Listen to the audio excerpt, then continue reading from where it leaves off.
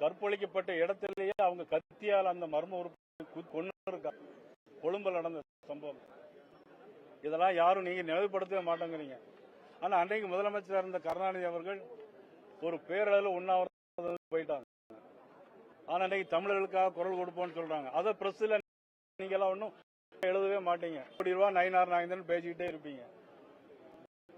இதெல்லாம் பிரஸ்ல நான் ஏற்கனவே சொல்லியிருக்கேன். அதனால என்னுடைய அன்புக்குரிய நெல்லை பத்திரிகையாளர் ஊழல் எனக்கு 40 வருஷமா எல்லா இருக்கிறீங்க.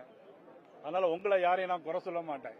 அதனால நீங்க பொதுவா உங்களுடைய தலைமை செய்தி அலுவலகம் சென்னைக்கெல்லாம் அனுப்பி இந்த மாதிரி சம்பவங்கள் நீங்க இப்ப கேட்ட கேள்விகளை கேட்டுட்டு அங்க பாத்துட்டே இருக்கீங்க. கேட்ட கேள்வி கஞ்சா கற்பழிப்பு தமிழ்நாடு நடக்குத உங்க தலைமை அலுவலகத்தில் சொல்லி அதெல்லாம் கொஞ்சம் நல்லபடி முயற்சி பண்ணுங்க.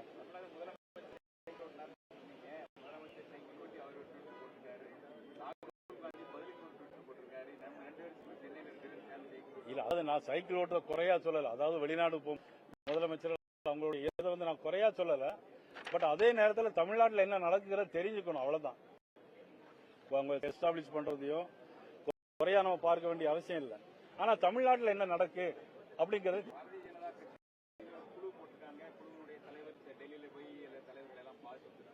ஆமா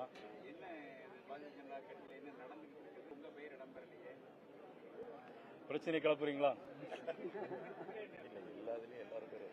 அதாவது என்ன பொறுத்த மட்டும் என்னன்னா கட்சி தலைமை ஒரு முடிவெடுத்து அனுபவிச்சிருக்கிறாங்க. அதுல எச் ராஜா அவர்களை தலைமையா போட்டுறாங்க. 7 பேர் குழுவில் போட்டிருக்கிறாங்க.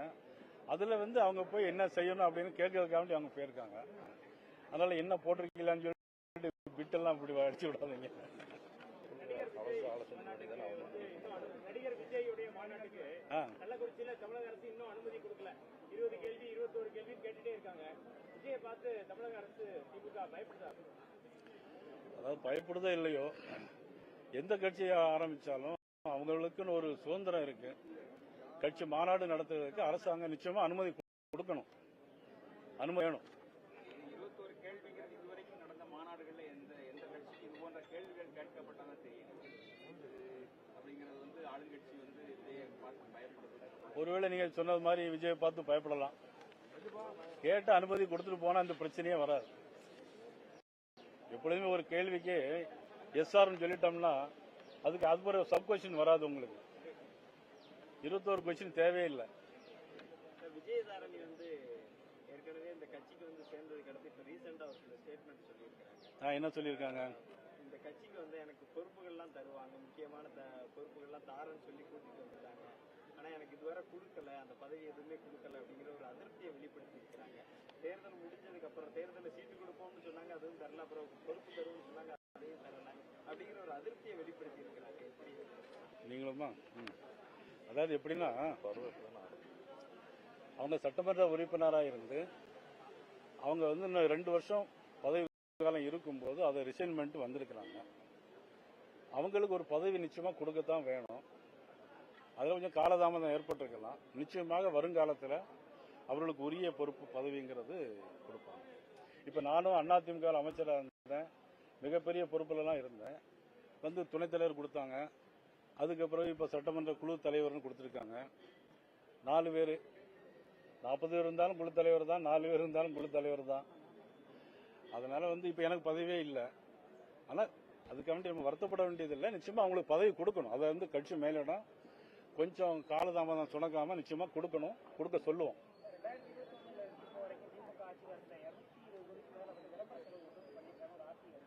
ஆமா,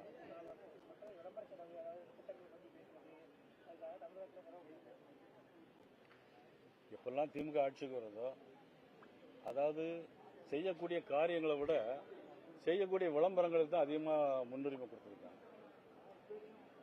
எல்லா காலங்களிலும் பார்த்தா தேர்தலில் பார்த்தா ஒன்றை சொல்லுவாங்க, தேர்தல் முடிஞ்ச பிறகு ஒன்றுமே இல்லை. இப்போ எல்லா குடும்ப பெண்களுக்கும் 1000 ரூபா கொடுக்கணும்னு வந்த உடனே கொடுப்பேன்னு சொன்னாங்க. 2 வருஷமா கொடுக்கல. இப்போதான் பார்லிமெண்ட் எலெக்ஷன் வந்த உடனே அதை அப்போ கையில் கொடுக்குற மாதிரி கொடுத்து இப்போ மாணவர்களுக்கும் பெண்களுக்கும் கொடுத்துருக்காங்க.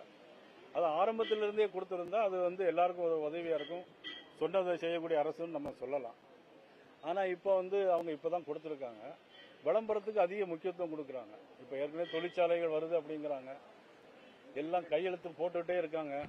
தொழிற்சாலை எங்கேயும் வந்த மாதிரி தெரியல. முதலமைச்சர் அமெரிக்காவில் இருக்காரு, அவ்வளவுதான். மீண்டும் திமுக அதிமுகவோடு கூட்டணி ஏற்பட வாய்ப்பு இருக்குது. அந்த குழுவை வைத்து மீண்டும் அதிமுகவோடு ஒரு இணக்கம் ஏற்படுவதற்கான வாய்ப்பு இருக்குது. அதாவது எனக்கும் வந்தா ரொம்ப சந்தோஷம்தான்.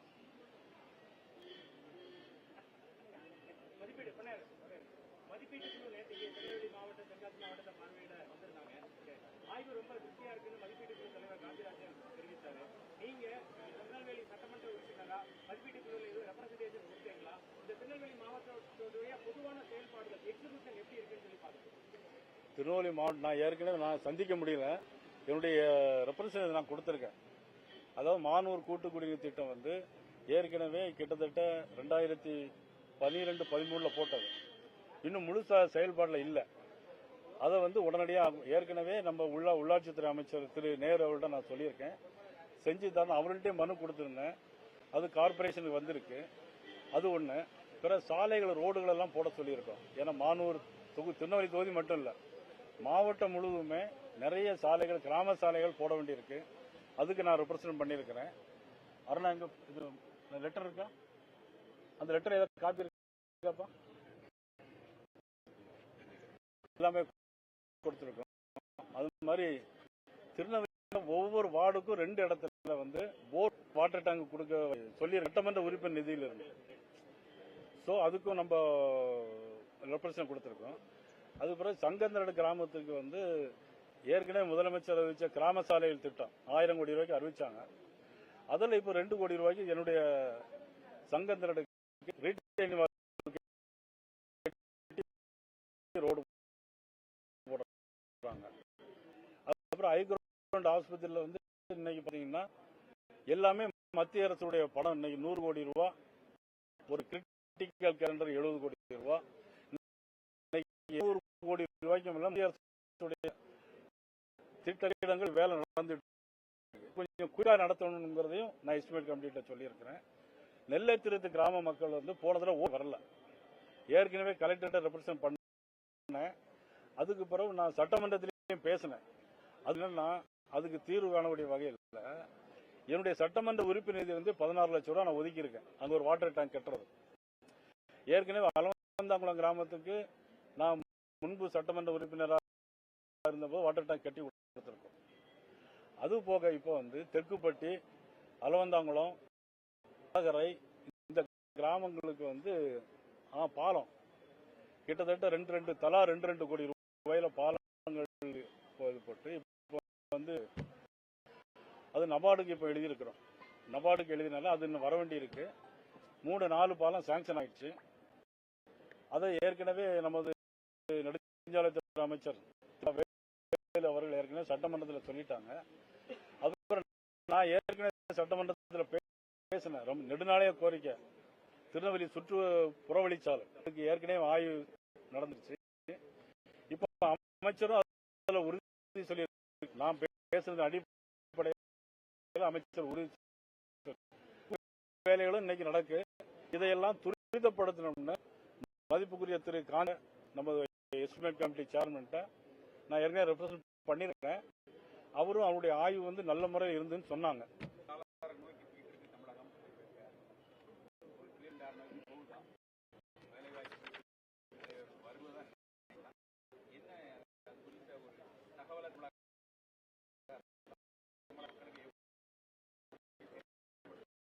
அது கூட ஒரே ஒரு கேள்வி, துரிதப்படுத்தக்கூடிய நடவடிக்கைகள் இப்ப நம்ம கங்கை கொண்டாட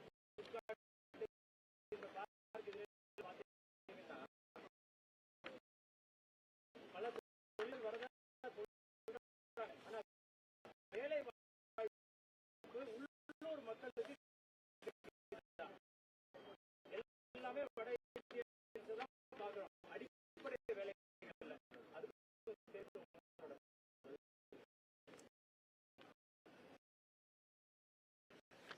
சிப்காட்டை பொறுத்த மட்டும்